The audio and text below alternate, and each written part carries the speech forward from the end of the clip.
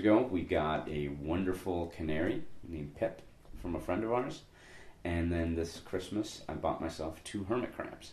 So Charles Avenue, we call him Charles, I call him Charles Avenue, and Sandy, the crab. I did not grow up with any pets when I was younger. So Pip is actually my first pet as an owner. Here's my eagle, which I sometimes pretend to have to do a parrot or a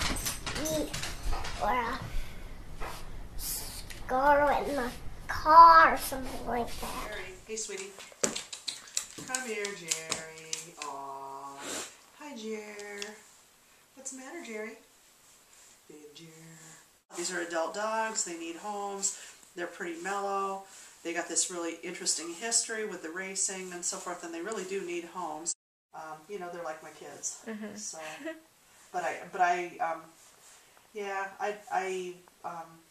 I sort of feel like to be one owner and just have one dog, that would be very lonely. Sure. Well, the 2 we have now are both rescue cats that were rescued 2 winters ago literally from our yard. One cat showed up in December. Late December. And he was coming around our back door asking for food, and around our front door too, and for a few days. And I was wondering, well, does he have a home if he's, out running around the neighborhood? So I think we asked around first and discovered that other neighbors had been feeding him too.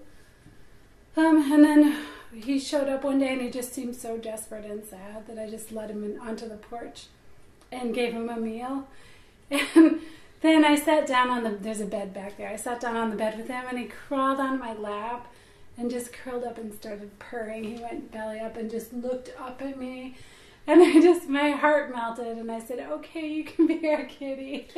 Cats are okay. They're a little bit, to me, if I were to choose between a cat or a dog, I prefer a dog because for some reason cats just shed more to me and they scratch furniture a lot. So I think that would be a problem for me. I don't get a lot of emotional feedback from cats. I'm not a cat person. I don't know. I've always been, we grew up with cats in the city in Boston, and I just didn't bond with them as much. Cats are I have the most of is the cats. Are the cats your favorite? Yeah. I like any kind of animal almost the best. She has golden fur, but her tummy and her chest is actually white fur. She has rough bottom on her paws, and on the top she has soft fur. And she really needs her nails cut, because sometimes all we hear in the middle of the night is clip clop, clip clop, clip clop.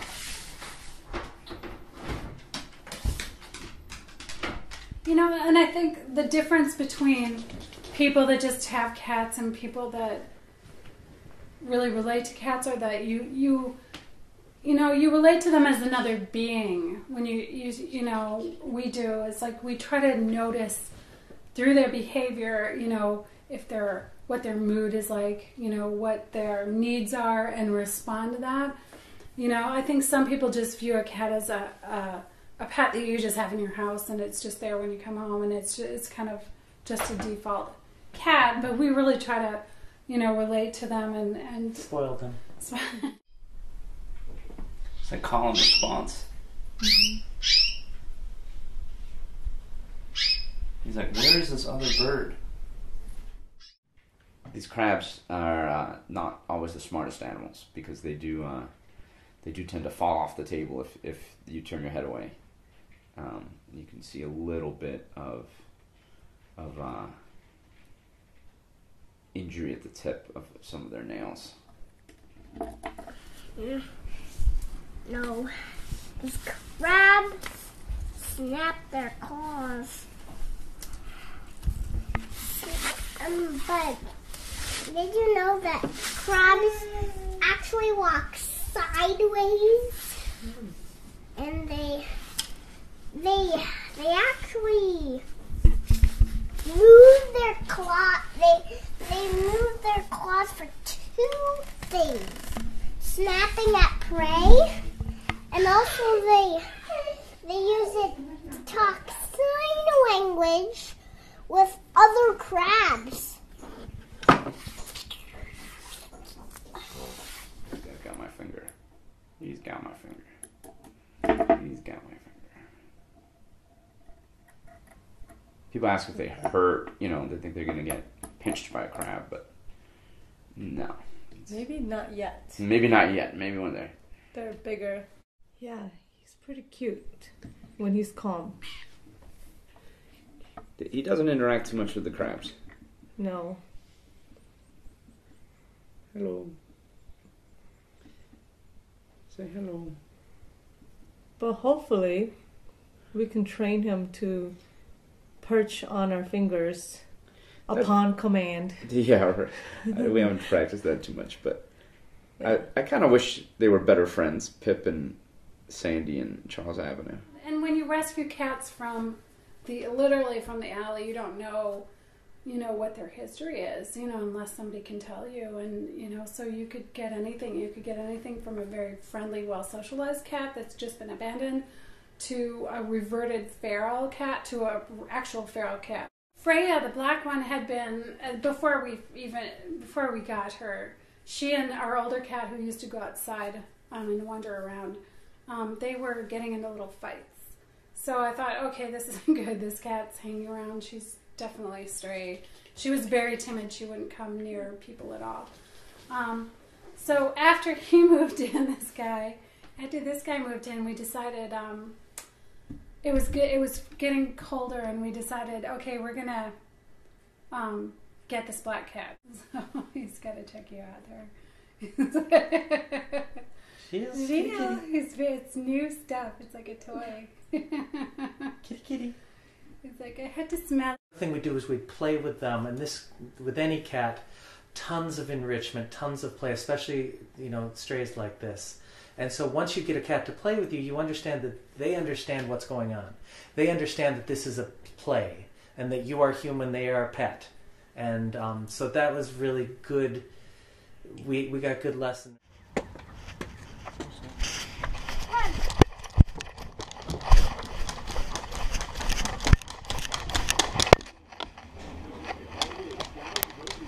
Hi, I'm Mike Zoff from Affordable Coffins here on Snelling Avenue in St. Paul.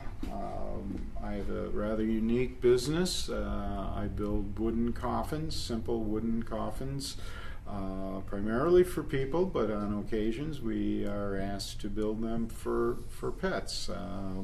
We've built for a few dogs, a cat, a chicken, down to a parakeet. So as with human relatives, people put a lot of time and energy and emotion into burying. It was middle of winter, and winter's hard on cats, and so I've noticed a lot of older cats tend to die when it gets really cold. This is a tough winter too. They just don't want to make it. Yeah, they just give up.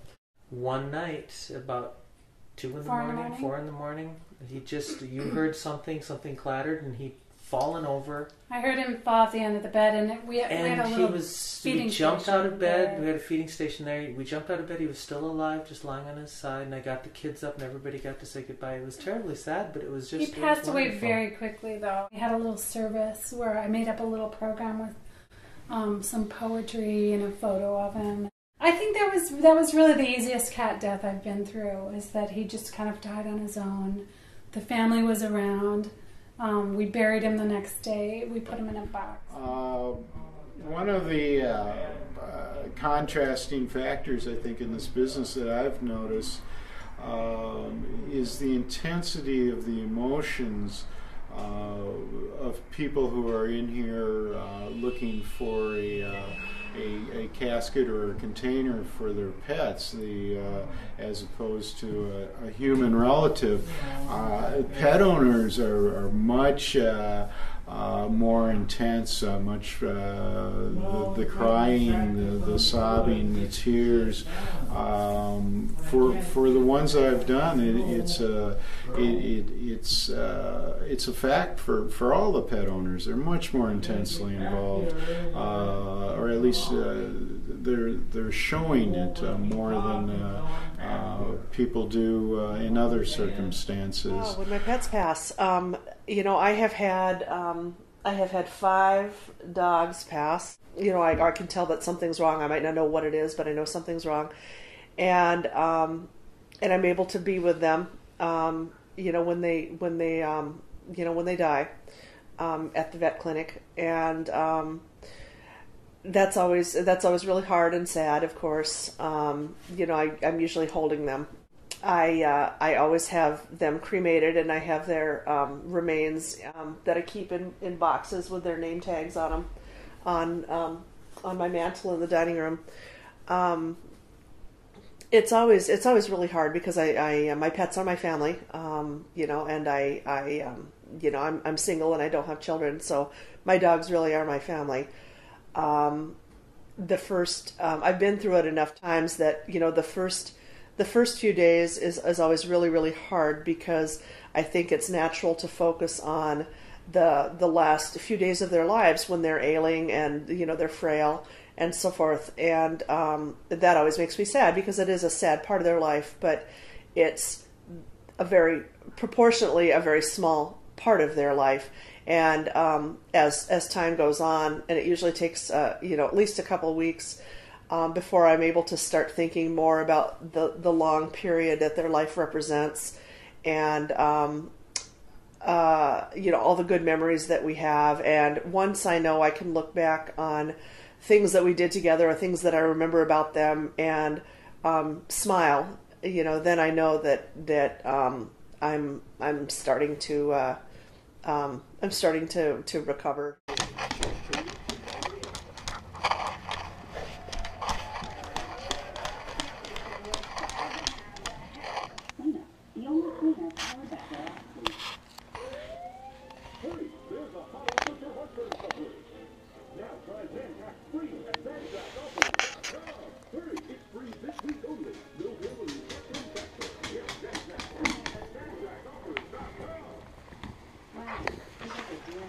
How was it? He doesn't really think his teeth there long enough. New food will magically appear. Just like magic. Voila.